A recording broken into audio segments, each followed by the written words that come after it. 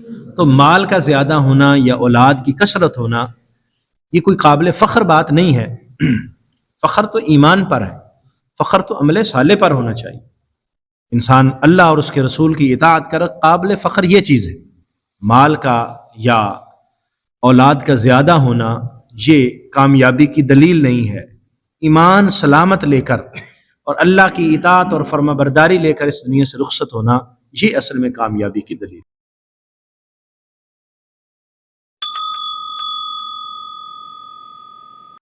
بسم اللہ الرحمن الرحیم۔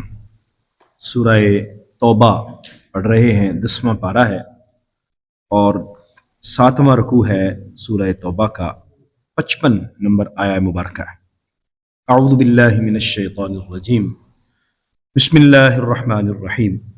فلا تعجبک اموالہم ولا اولادہم انما یرید اللہ لیعذبہم بہا فی الحیاۃ الدنیا وتزہق انفسہم وہم کافرون۔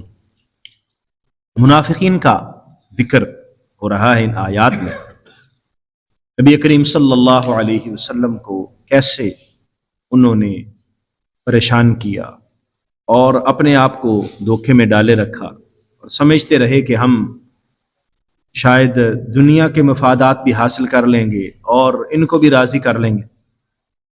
مقصد ان کا صرف اور صرف حضور صلی اللہ علیہ وسلم اور اسلام کے ماننے والوں کو پریشان کرنا اور اپنے مفادات کا تحفظ اور اپنی ضروریات کو پورا کرنا۔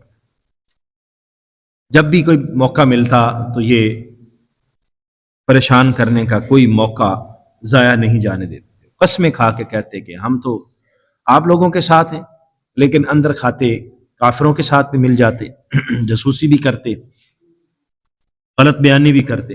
یہاں بیان کیا جا رہا ہے کہ یہ منافقین جتنے لوگ ہیں، کسی کے پاس مال ہے یا اولاد کی کثرت ہے، تو مال کا زیادہ ہونا یا اولاد کی کثرت ہونا یہ کوئی قابل فخر بات نہیں ہے۔ فخر تو ایمان پر ہے، فخر تو عمل صالح پر ہونا چاہیے۔ انسان اللہ اور اس کے رسول کی اطاعت کر، قابل فخر یہ چیز ہے۔ مال کا یا اولاد کا زیادہ ہونا یہ کامیابی کی دلیل نہیں ہے۔ ایمان سلامت لے کر اور اللہ کی اطاعت اور فرما برداری لے کر اس دنیا سے رخصت ہونا یہ اصل میں کامیابی کی دلیل ہے۔ ان فلا تعجبک اموالہم ولا اولادہم، ان کے مال اور ان کی اولادیں آپ کا تعجب میں نہ ڈالیں۔ ہم دیکھتے ہیں جی فلاں بندے کے پاس مال بڑا ہے اور اس کے پاس اولاد کی بھی کثرت ہے، اس کے دست و بازو ہیں، اس کے اولاد جو ہے وہ اس کا سہارا ہے۔ تو فرمایا کہ اولاد اور مال تمہیں تعجب میں نہ ڈالے۔ انما یرید اللہ لیعذبہم بہا فی الحیات الدنیا، اللہ تعالیٰ ارادہ فرماتا ہے کہ ان کو عذاب دے، لیعذبہم، ان کو عذاب دے، بہا، مال اور اولاد کی وجہ سے، فی الحیات الدنیا، دنیاوی زندگی میں، یعنی مال اور اولاد جن پر یہ فخر کر رہے ہیں یہی ان کے لیے باعث عذاب بنے اور یہی مصیبت بن جائے۔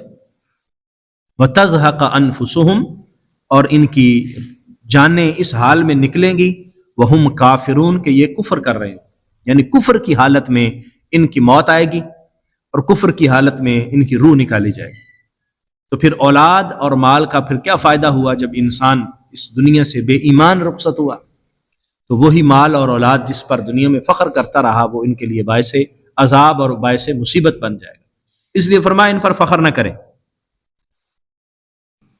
ہمیں بھی اس سے یہ سمجھ آ رہی ہے کہ اولاد اور مال کوئی ایسی بات نہیں ہے جس پر فخر کیا جائے۔ ہاں، اللہ تعالیٰ عطا فرمائے تو اس کا شکر ہے، الحمدللہ، اور اگر مال اس طرح خرچ ہو جیسے اللہ اور اس کے رسول کا حکم ہے تو سبحان اللہ، وہی مال باعث ثواب اور باعث اجر بنتا ہے۔ اور اولاد کو اس طرح سمجھایا جائے اور ان کی تربیت کی جائے جیسے اللہ اور اس کے رسول کا حکم ہے، اور وہ اطاعت اور فرما برداری کرنے والے بنے، تو وہی اولاد انسان کے لیے باعث شرف بنتی ہے، اللہ تعالیٰ کے قرب کا ذریعہ بنتی ہے۔ وَيَحْلِفُونَ بِاللَّهِ إِنَّهُمْ لَمِنْكُمْ، وہ قسمیں کھا کر کہتے ہیں کہ ہم تم میں سے ہیں، یعنی منافقین قسمیں کھاتے ہیں اور کہتے ہیں کہ ہمارا بھی تمہارے ساتھ ہی تعلق ہے اور ہم تمہارے اندر ہی شامل ہیں، ہمارا بھی تمہارے ساتھ ہی اٹھنا بیٹھنا ہے. وما ہم منکم، حالانکہ وہ تم میں سے نہیں ہیں.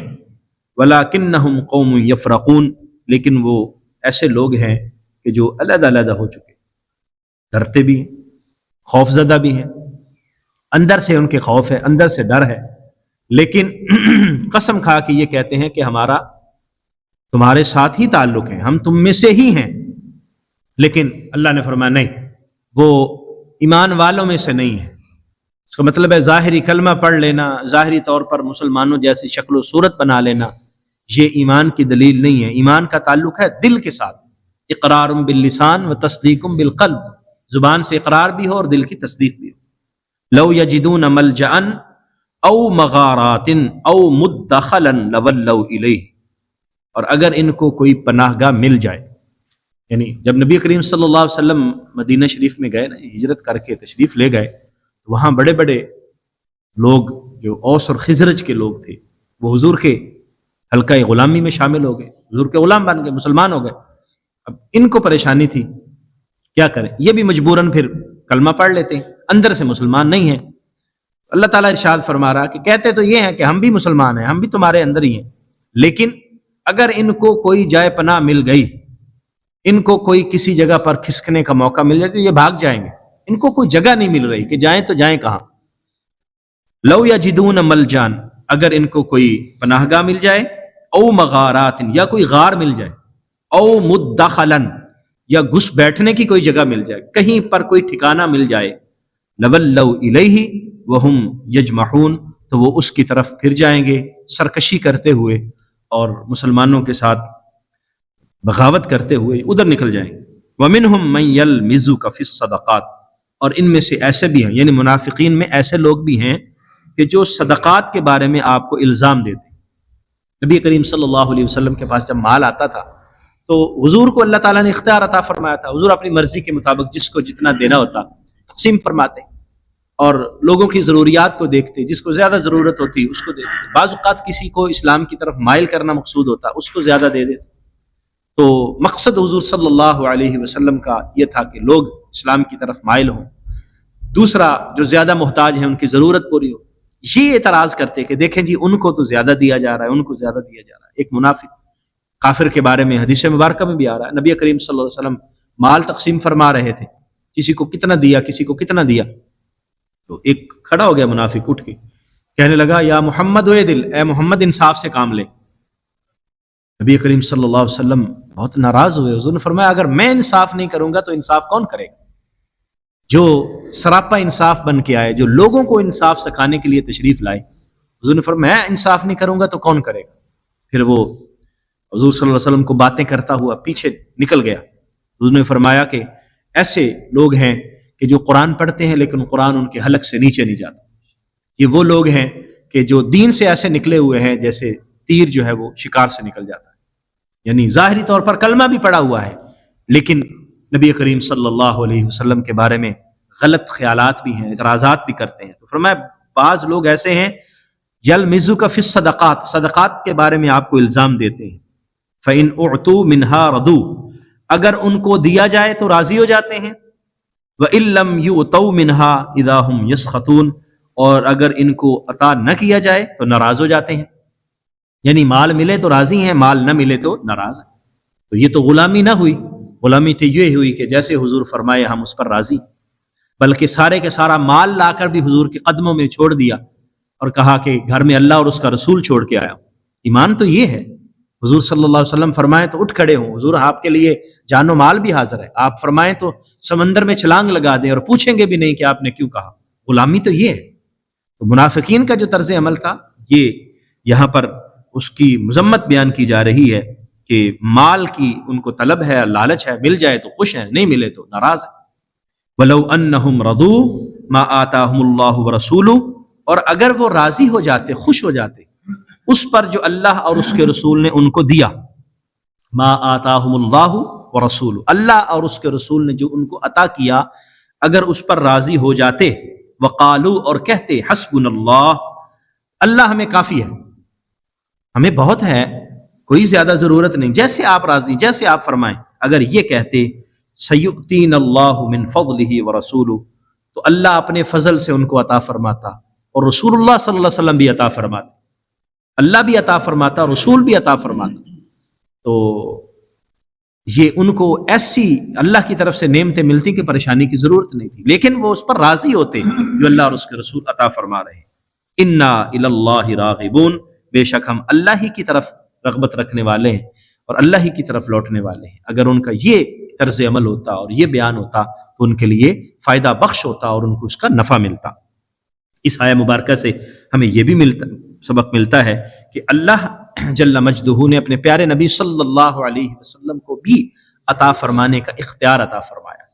اللہ کے پاس تو ہے ہی، اور حضور علیہ الصلوۃ والسلام کے پاس بھی اختیار ہے۔ یہاں جو ارشاد فرمایا، اللہ اور اس کا رسول جو عطا فرمائے، اللہ اور اس کا رسول جو عطا فرمائے۔ اب ظاہری طور پر مال کی بات ہے تو مال تو اللہ نہیں عطا فرما رہا، وہ تو رسول اللہ صلی اللہ علیہ وسلم دے رہے ہیں، لیکن اللہ نے اس کو اپنی طرف منسوب کیا۔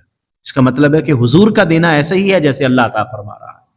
اور دوسری بات یہاں پر فرمائے گی آگے، اللہ من فضلہ ورسول، اللہ اور اس کا رسول عطا فرمائیں گے، اور من فضلہ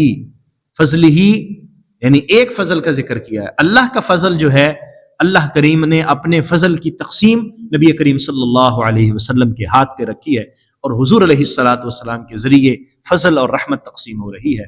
انما انا قاسم واللہ یعطی، حضور فرماتے ہیں اللہ عطا فرماتا ہے اور میں تقسیم کرنے والا ہوں۔ تو اللہ تعالیٰ نے اپنے پیارے حبیب صلی اللہ علیہ وسلم کو یہ شان عطا فرمائی، اور منافقین کا طرز عمل بیان کیا گیا کہ کیسے دنیا ان کا مقصد ہے، مال ان کو خوش کرتا ہے، اولاد ان کو اچھی لگتی ہے، لیکن اللہ اور اس کے رسول کی اطاعت سے وہ سر پھیرتے ہیں، اور اللہ اور اس کے رسول کی اطاعت کو اصل میں کامیابی کا مقصد نہیں سمجھتے۔ یہ بہت بڑی ان کی ناکامی ہے۔ اللہ کریم ہمیں سمجھنے کی توفیق عطا فرمائے، آمین۔ وآخر دعوایا ان الحمدللہ۔ Mm-hmm.